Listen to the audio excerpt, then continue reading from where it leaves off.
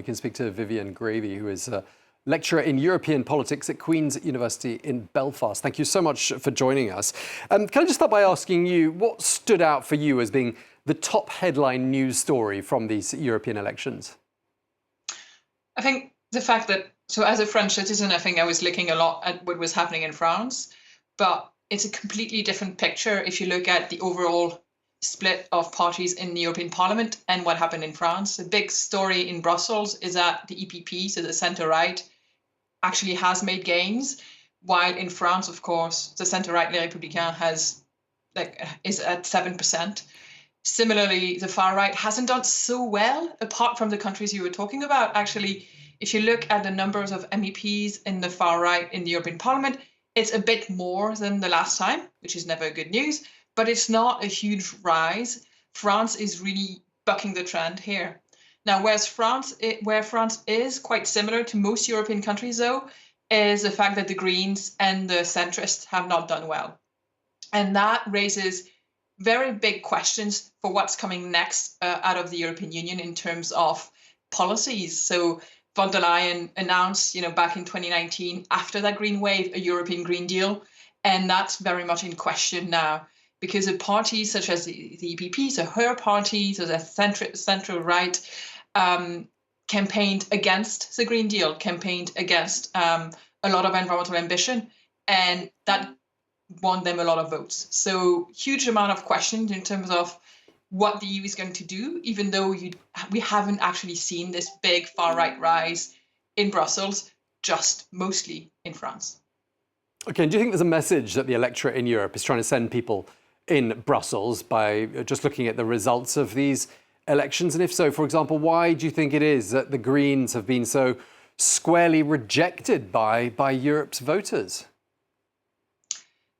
I think we're at a moment where we are realizing we're talking a lot about climate emergency, biodiversity emergency, all of those big crises, but actually we're not yet ready to make the big shift in our way of lives, and we're not ready to put the money where that is needed to fund just transition. So what you have is a situation where workers in key industries, but also people living in rural area, feel that a lot of the pressure of that transition is going to be on them, and they're going to lose out, and they're not ready to do so. And it is quite striking if you look at areas that voted for the far right, for example, in France. If you look at the Mediterranean coast, I mean, we're talking about areas where, with the rise of sea level, these are villages and towns that are going to be severely hit by climate change. And yet they voted en masse for a party that doesn't want to do anything about climate change. So we really have that kind of hypocrisy in a lot of the electorate right now in Europe, where we're not yet really ready to actually put our money and to actually suffer a bit for currently, like just now, for a much better future for future generations. And that's really problematic, when we think about the fact that Europe for a very long time has been a leader in terms of environmental action, climate action in the world. So if Europeans are starting to tell the European Parliament and European governments, we want to do less, we want to do it more slowly, at a time when we know we're not doing enough for the Paris to fulfill our commitments for the Paris Agreement, it's really worrying. Indeed. And I mean, obviously, the nature of any election is the outcome might be an outcome that someone doesn't like. And, there will be people watching who say, oh, no, the far right is taking over Europe. But as you've said, that's not really the case on a pan-European basis. It may be the case in individual countries. But would you say that overall these elections say to you that the democratic and political health of our continent is sound, or would you say there are any alarm bells?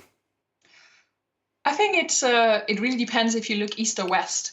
For the last 10 years, especially a bit more, there was lots of concerns around Hungary, around Poland, in terms of rule of law. And yet, what we've seen is the new Polish government from Donald Tusk has done well, and that Fidesz, as you mentioned in the report, has done the worst it has ever done in European election. So there's actually a good message of hope for the health of democracies in Eastern Europe.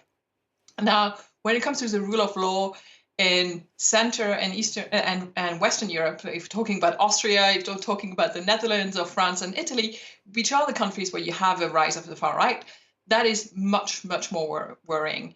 And so I think in a way, what we're potentially seeing is, for now, apart from actually Meloni, for now, what we've seen is when you've had leaders of far-right, populist leaders in Brussels, they've tended to have actually less influence than the size of the country should dictate.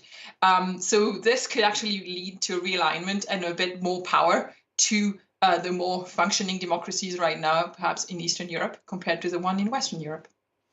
And of course, we're never slow to hear about Russian interference in these sorts of democratic exercises. We've even had a segment on it this evening on potential Russian interference. I mean, looking at the outcome of these elections, would you say that any aspect of the outcome in any of the countries is somehow or other to the benefit or to the advantage of the Kremlin, or do you think too much is being made of these claims?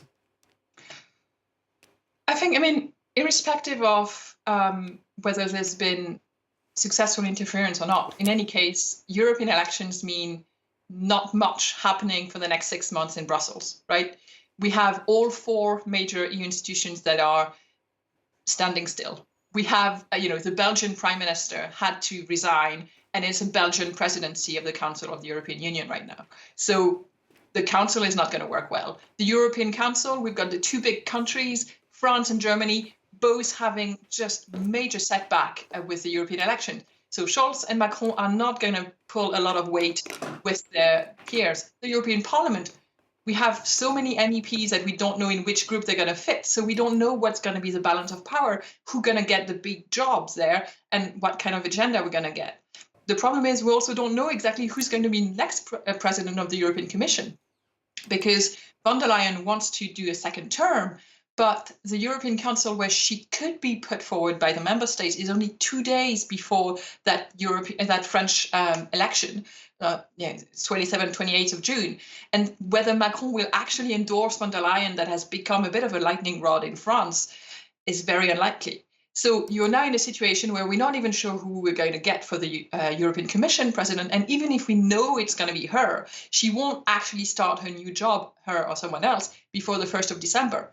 And that's around then, December, January, that we'll know whether all of those files, those green files, for example, things around, electric cars and all of that, are going to be dropped or are going to be picked up again.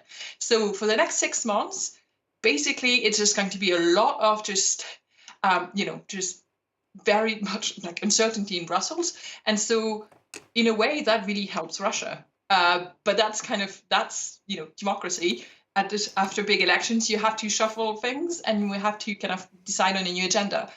And whether member states can actually keep the boat rolling and respond quickly if there's any new upsurge from Russia is quite uncertain so far. Okay. All right. Well, thank you very much for taking the time to speak to us, Viviane Gravey, lecturer in European politics at Queen's University in Belfast. Thank you very much to you. Now, the day after